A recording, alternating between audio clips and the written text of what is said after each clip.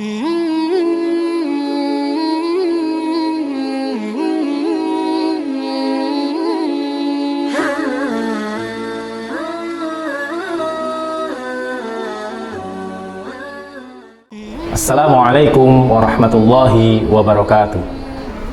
Alhamdulillahi wa kafa, wassalatu wassalamu ala mustafa wa ala alihi wa sahbihi wa man wafa. Marhaban ya Ramadan.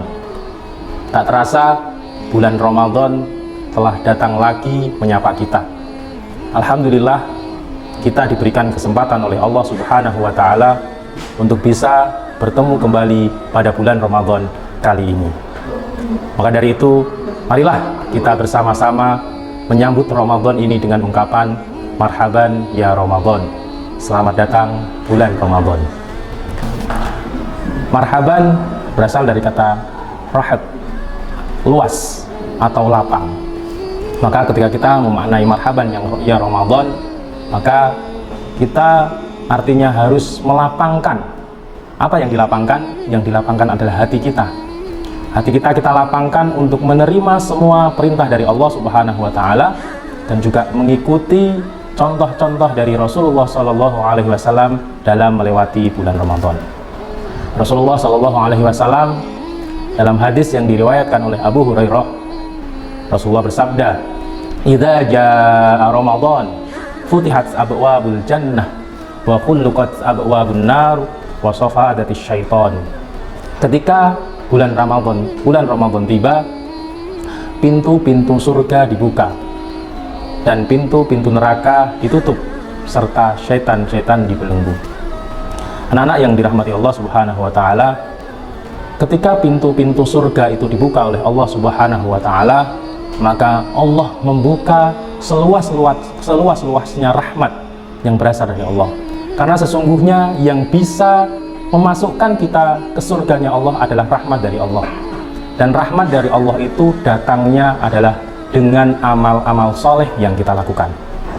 Maka dari itu, ketika bulan Ramadan tiba, marilah kita kemudian melakukan semua amal-amal soleh yang Allah perintahkan, karena di bulan Ramadan itu kelipatan amal soleh yang kita lakukan itu Allah sendiri yang membalasnya, dan dengan inilah akan membukakan rahmat Allah dan memudahkan kita untuk masuk dalam surganya Allah. Dan ketika rahmat Allah dan amal-amal soleh ini kita lakukan, maka ini kita telah melakukan setengah dari apa yang dinamakan takwa. Kemudian tentang pintu-pintu neraka yang ditutup serapat-rapatnya, ini maknanya adalah Allah Subhanahu wa taala ingin menjaga kehormatan kita, kaum muslimin, orang-orang yang beriman, agar tidak melakukan hal-hal yang dilarang oleh Allah Subhanahu wa taala, sehingga kehormatan kita tetap terjaga. Hal-hal itu adalah tentu saja akan mengakibatkan dosa-dosa bagi kita semuanya yang melakukannya. Maka ketika kita tidak melakukan hal-hal yang dilarang oleh Allah Subhanahu wa taala, kehormatan kita akan terjaga.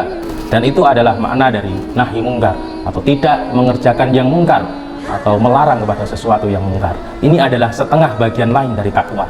Maka ketika kita melakukan hal-hal yang diperintahkan oleh Allah Subhanahu wa taala tadi berupa amal-amal soleh, itu adalah setengah dari takwa. Dan ketika kita menghindari atau menjauhi apa-apa yang dilarang oleh Allah Subhanahu wa taala, itu adalah setengah lainnya dari takwa. Dan ketika kita melakukan kedua-duanya itu, maka sempurnalah ketakwaan dari yang kita miliki. Itu sebagaimana yang Allah inginkan bagi kita semua orang beriman, yaitu ketika kita diperintahkan untuk berpuasa di bulan Ramadan ini, sebagaimana yang Allah nyatakan dalam surat Al-Baqarah ayat kedua, ya ayyuhalladzina amanu kutiba alaikumusiyam kama kutiba alal ladzina min qablikum la'allakum tattaqun. Anak-anak yang dirahmati Allah Subhanahu wa taala, mari kemudian bulan Ramadan ini kita isi dengan melaksanakan semua yang diperintahkan oleh Allah, dengan mengikuti tuntunan yang diajarkan oleh Rasulullah SAW, dan juga menghindari semua yang memang dilarang oleh Allah Subhanahu wa taala, sehingga tujuan kita berpuasa itu tercapai, yaitu menjadi orang-orang yang bertakwa. Dan jangan sampai kemudian Ramadan kali ini terlewat dengan sia-sia. Maka marilah kita isi Ramadan ini dengan penuh kebaikan, sesuai dengan apa yang Rasulullah SAW contohkan, dan semoga kita menjadi pribadi-pribadi yang bertakwa ketika kita keluar dari bulan Ramadan. Demikian yang bisa Bapak sampaikan. Billahi taufiq wal hidayah. Assalamualaikum warahmatullahi wabarakatuh.